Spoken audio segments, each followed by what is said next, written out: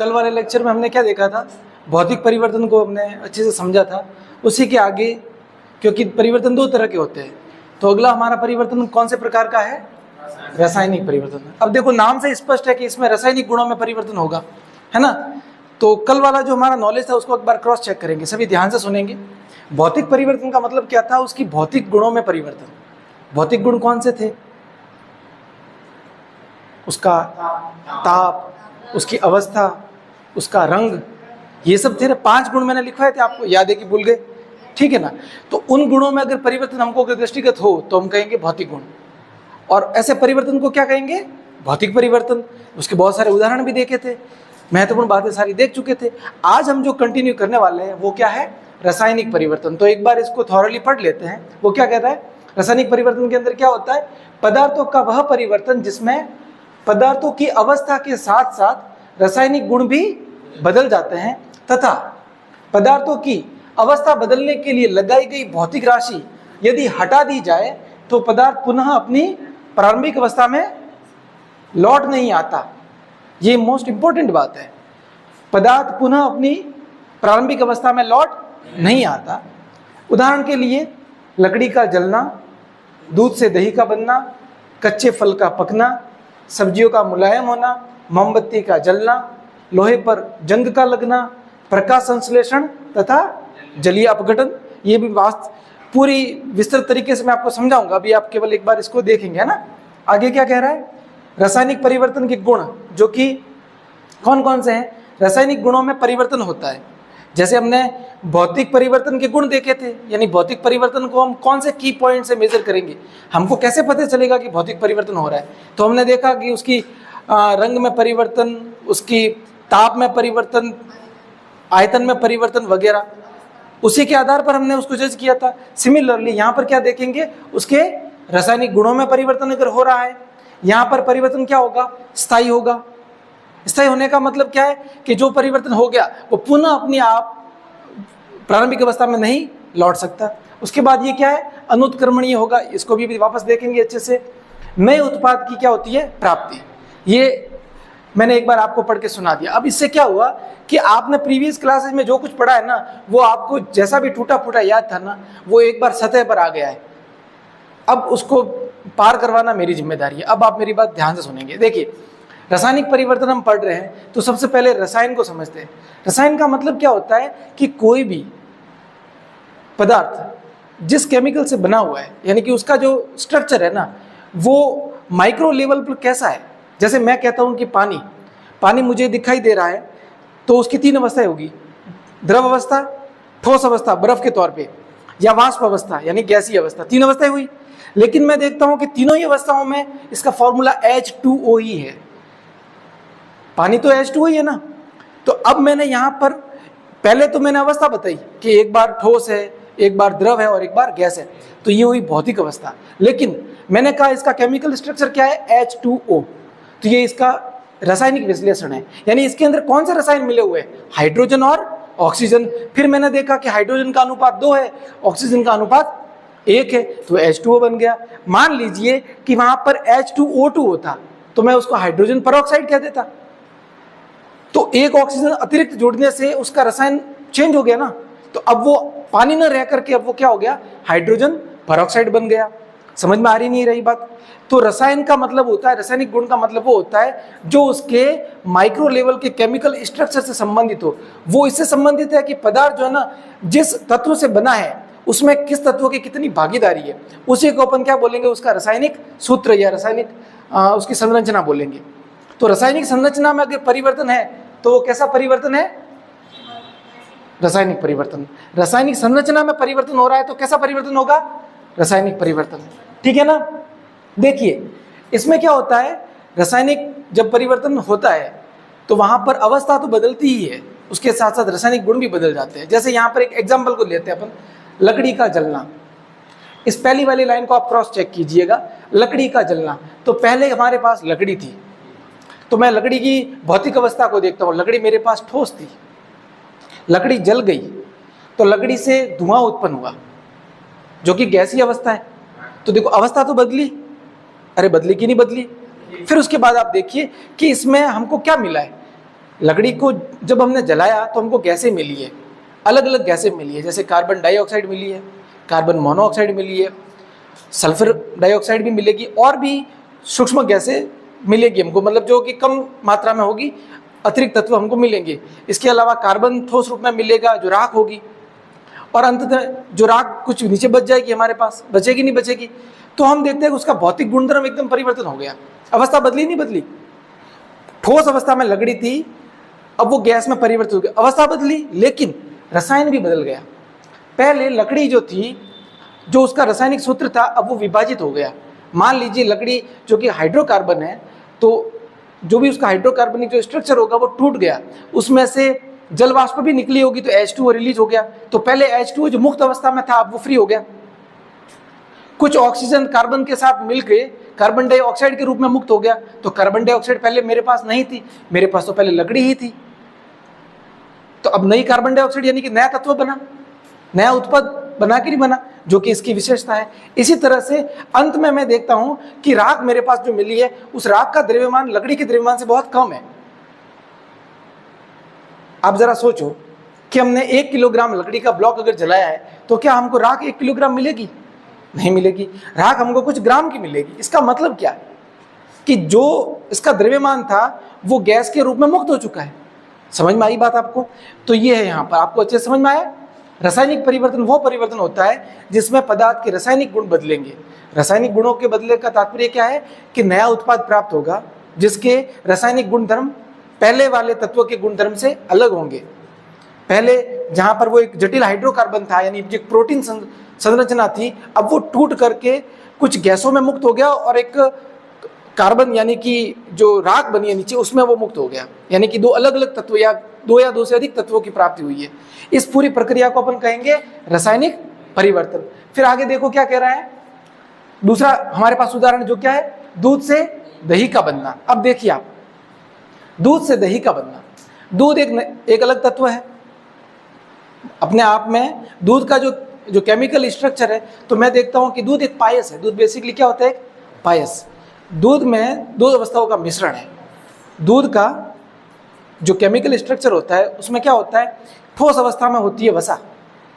दूध को जब हम बिलोते हैं, दूध के ऊपर मलाई आती नहीं आती है, तो वो किस रूप में होती है? जमा, वसा के रूप में होती है कि नहीं होती है? इसी तरह से उसका जो दूसरा भाग है वो द्रव अवस्था में। दूसरा भाग कौन सी अवस्था में? द्रव। लेकिन जब वो दही बन जाता है ना तो वो और गाढ़ा हो जाता है, यानी कि वो अतिरिक्त ठोस हो जाता है, हल्का सा। तो अब देखो उसके टेस्ट में भी परिवर्तन आ गया।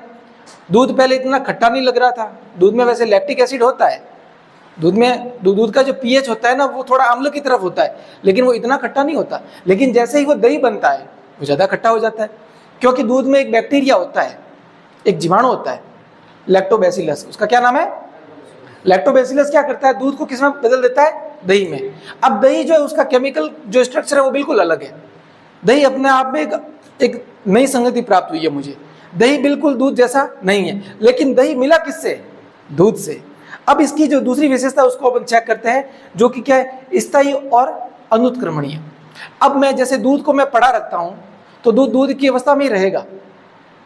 साधारण ताप पर अगर जब उसमें जो बैक्टीरिया है वो ग्रोथ ना हो, बैक्टीरिया ना फैले, दूध जिसको अपन कहते हैं दूध का फटना, दूध के फटने का तात्पर्य क्या होता है कि उसके अंदर लैक्टोबैसिलस जो जीवाणु है ना वो क्या करता है, उसकी मात्रा बढ़ जाती है, जिसकी वजह से वो क्लॉट बनाता है, थक्के बनाता है, और दूध हम कहते हैं दूध फट गया है। दूध का फटने का तात्पर्य ये। तो अगर हम एक आदर्श ताप की अवस्था रखें तो दूध नहीं फटेगा। जैसे हमने फ्रीज के अंदर रखा है दूध, तो दूध नहीं फटेगा।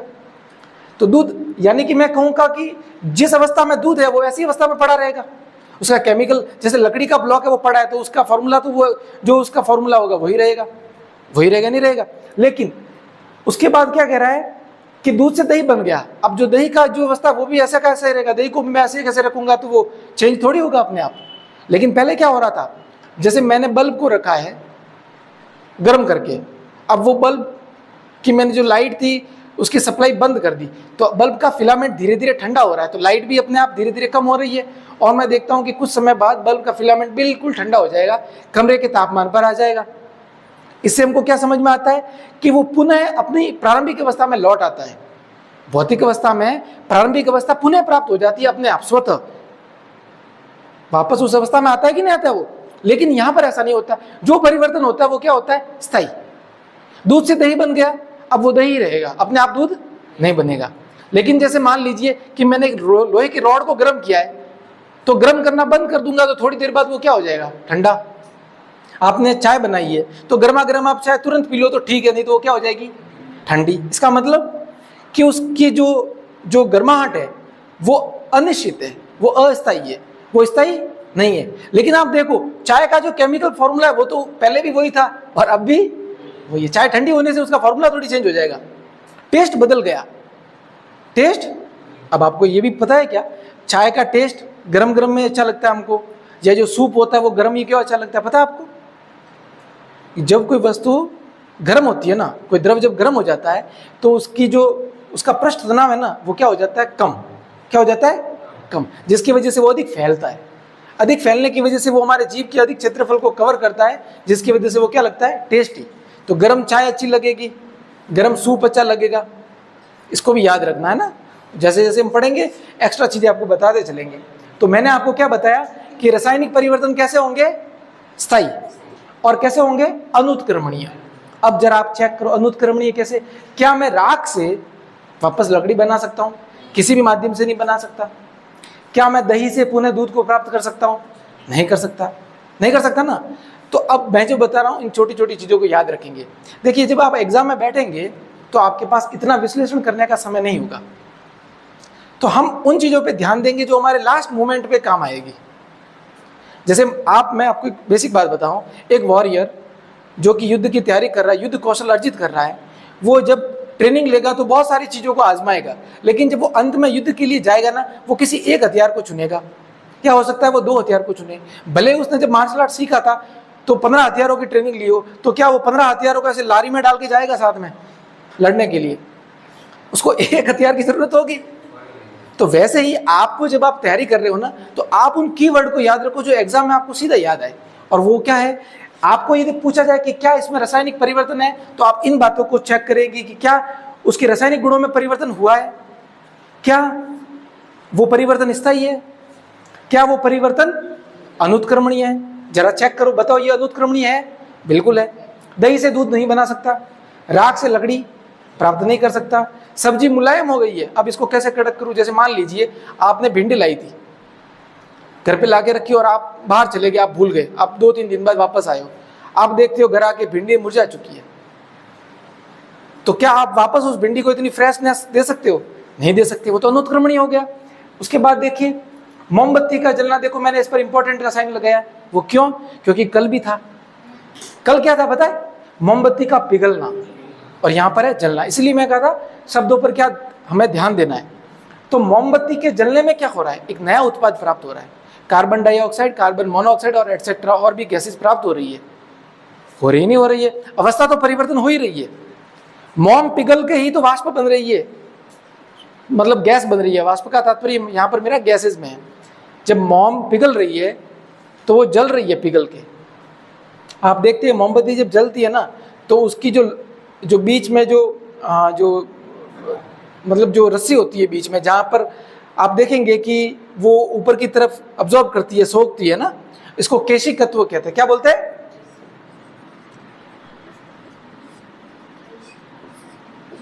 केशिकत्व। केशिकत्व का मतलब क्या होता है? द्रव का छोटे छोटे सूक्ष्म छिद्रों द्वारा ऊपर की ओर उठना। जब मोमबत्ती जलती है तो यहाँ पर तापमान अधिक होने की वजह से यहाँ का मोम पिघल गया। यहाँ का मोम तो अभी भी ठोस ही है, यहाँ का मोम पिघल चुका है। अब पिघला हुआ मोम यहाँ पर द्रव अवस्था में है।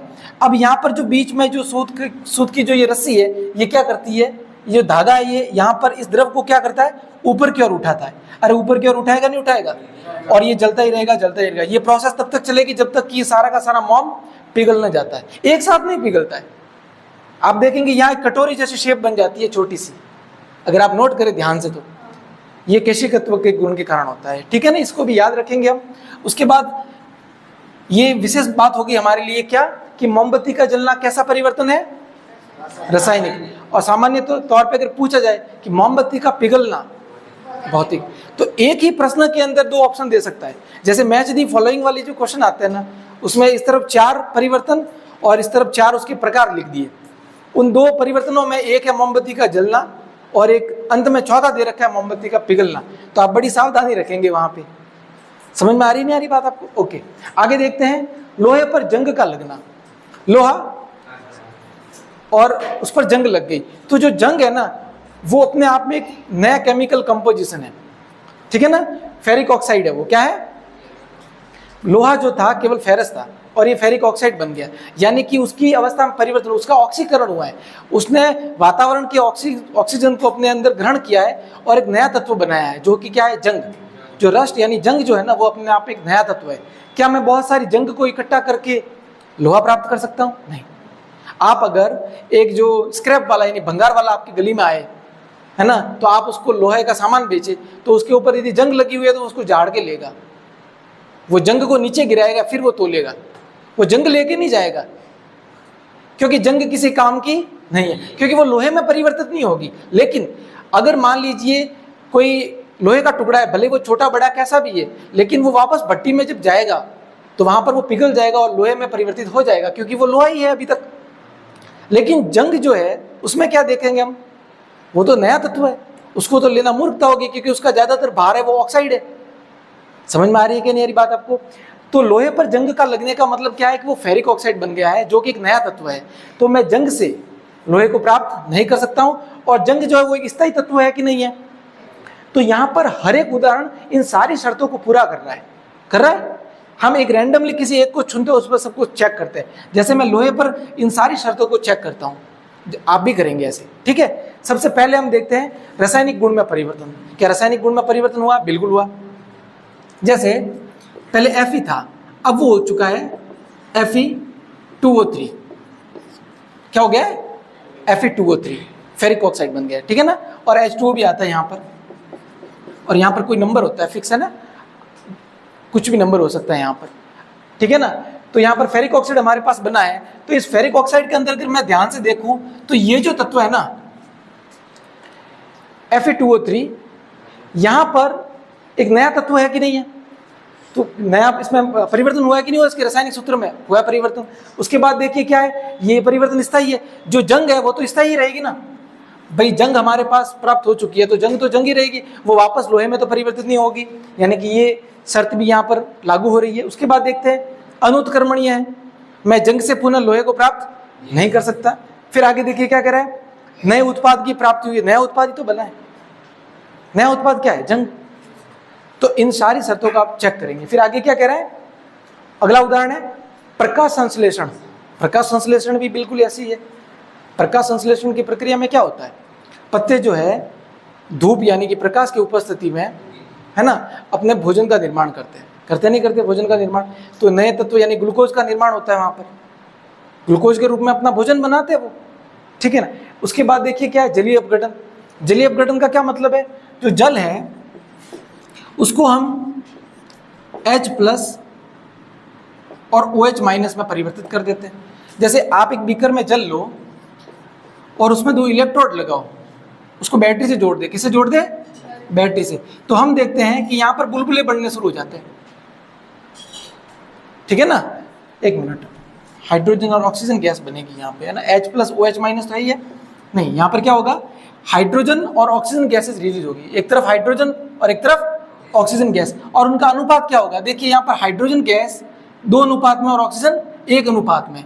तो यहाँ पर एक तरफ ऑक्सीजन के बुलबुले उठेंगे और एक तरफ हाइड्रोजन के। तो मैं देखता हूँ यहाँ पर अगर मैं 2 टेस्ट ट्यूब लगाऊं तो एक तरफ मुझे ऑक्सीजन मिलेगी और एक तरफ हाइड्रोजन मिलेगी, नहीं मिलेगी? एक तरफ हाइड्रोजन एक तरफ ऑक्सीजन मिलेगी, और दोनों का अनुपात अलग अलग होगा। हाइड्रोजन 2 अनुपात में मिलेगी, यानी कि ज़्यादा हाइड्रोजन मिलेगी और कम मात्रा में ऑक्सीजन मिलेगी। तो अब देखो, हाइड्रोजन और ऑक्सीजन नई मेरे पास गैसेज प्राप्त हुई है, जो पहले नहीं थी। पहले केवल H2O यानी पूरे अपने आप में एक अणु था, उसके बाद 2 अलग अलग अणुओं की संरचना हुई है, हाइड्रोजन और ऑक्सीजन। तो नए तत्वों की प्राप्ति हुई है। अब देखिए सारी चीज़ों को चेक करो, रासायनिक गुण परिवर्तित हो गए, बिल्कुल हो गए। ये परिवर्तन स्थायी है, बिल्कुल स्थायी है। हाइड्रोजन हाइड्रोजन ही रहेगा, ऑक्सीजन ऑक्सीजन ही रहेगा। उसके बाद ये अनुत्क्रमणीय है, बिल्कुल अनुत्क्रमणीय।